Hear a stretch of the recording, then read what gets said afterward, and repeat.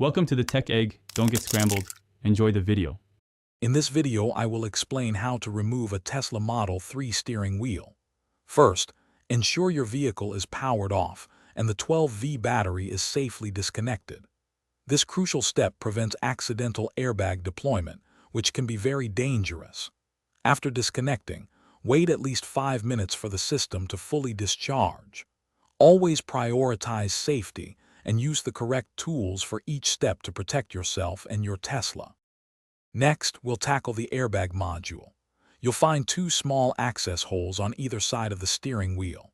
Using a thin, non-marring tool, gently push into these holes to release the internal clips holding the airbag in place. Once released, carefully pull the airbag module forward. Remember to disconnect the two electrical connectors on the back before fully removing it, storing it safely face up. With the airbag out, you'll see the large central bolt.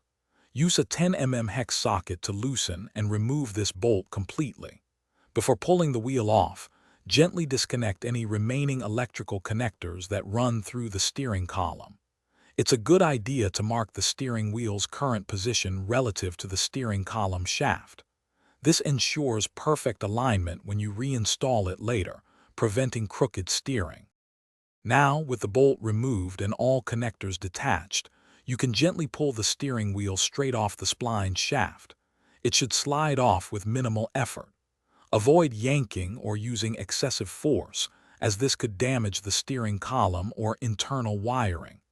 Keep all your removed components, including the bolt and airbag, in a safe, organized place. This makes reassembly much smoother and quicker when you're ready.